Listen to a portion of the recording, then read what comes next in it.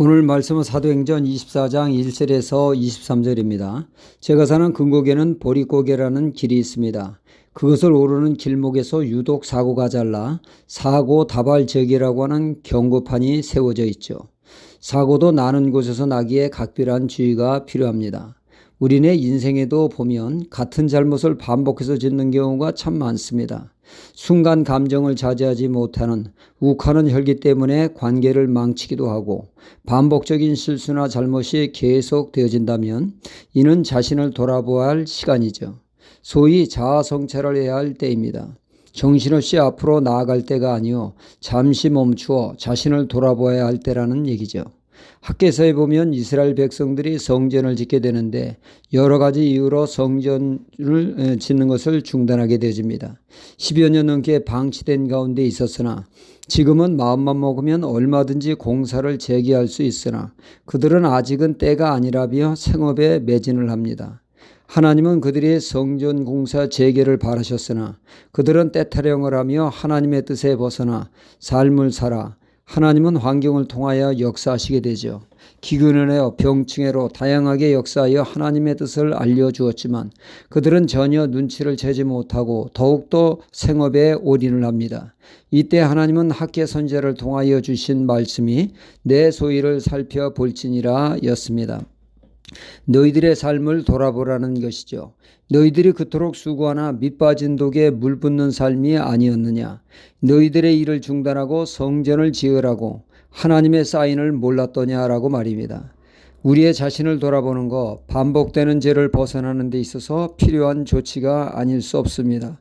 자신을 돌아볼 때 자신의 잘못과 죄가 무엇인지를 깨닫게 되는 계기가 될 것이며 신앙의 정도로 돌아오는 계기가 될 것입니다. 내 자신의 신앙과 삶을 돌아보는 것, 보다 나은 신앙을 위해서 반드시 가져야 할 일이죠. 어느 날 저는 잠언서 5장을 보며 솔로몬 왕을 생각하게 되었습니다. 잠언의 저자인 솔로몬이 아들에게 주의를 주는 말씀이죠. 특히 음료로 인한 폐해를 경고하는 말씀입니다. 음료의 입술은 꿀과 같이 달콤하나 나중은 쑥같이 쓰고 두날 가진 칼같이 날카로우며 그 발을 사지 즉 죽음으로 내려갈 것이라고 말입니다. 솔로몬이 그의 아들의 그릇된 여색을 추구함으로 패망을 불러일으킨다고 주의를 주고 있는데 이 말씀은 자신을 돌아보는 계기로 삼았다면 솔로몬 왕이 처와 첩으로 1000명이나 거느리며 타락한 삶을 살지 않도록 했을 거라는 거죠. 아들을 훈계하고 자신을 돌아보지 않는 삶이 결국 나라를 두 쪽으로 분단되게 하는 원인을 제공하는 자가 되지 않았습니까?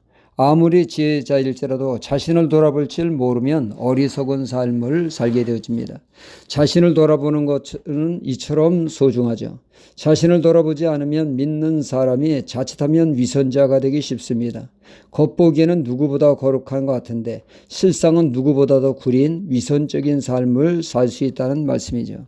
다윗도 부자가 가난한 자의 양을 빼앗아 손님을 대접했다는 말에 정의의 사자가 되어 길길이 날뛰며 부자 이름은 4배로 갚아야 한다고 누구보다도 의롭다고 외쳤지만 그는 그때 부자와는 비교가 안 되는 살인죄에 음란죄에 푹 빠져 있어 죄를 죄로 인식하지 못하고 있던 위선적인 신앙이었던 것이죠.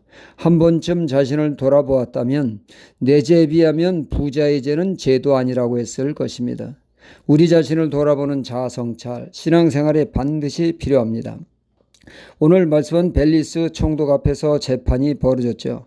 대제사장 아나니아는 변호사 더둘로를 내세워 바울을 정치범으로 몰아 그를 죽이려고 했습니다. 바울이 정치적인 소유를 일으키는 자라는 것입니다. 당시 정치적 소유를 일으키는 자 최고형인 십자가형을 처하는 중대한 범죄였습니다. 이는 바울을 죽이고야 말겠다는 것이죠. 이에 바울은 아니 내가 12일밖에 예루살렘에 머문질 않았는데 그 짧은 시간에 무슨 소요를 일으키냐고 말도 안 된다고 일축하며 자신의 정치적 소요를 일으키지 않았으며 나는 순전히 종교적인 문제로 특히 예수님의 부활을 믿음으로 공격을 당하고 있다고 자신을 변호하게 되어집니다. 대제사장 아나니아가 한 번이라도 자신의 행동과 생각을 돌아보았다면 자신의 잘못과 억지를 깨달았을 것입니다. 말도 안 되는 거짓말로 생사람 잡는 나는 과연 대제사장이 만나 돌아보았다면 이런 일에 나서지 않았을 것입니다. 대제사장이 누구보다 진실되어야 될 사람이 아닙니까? 그런 자신이 거짓말로 사람 잡는 것 내게 문제가 있다는 것을 깨닫지 않았겠습니까? 공연히 하나님을 대적하는 자리에 서지 않았을 것입니다. 자아 성찰을 통하여 우리는 반복되는 죄 또는 실수를 그 원인을 알고 말씀으로 처방하여 보다 성장하는 신앙의 자리로 나아가야겠습니다. 할렐루야.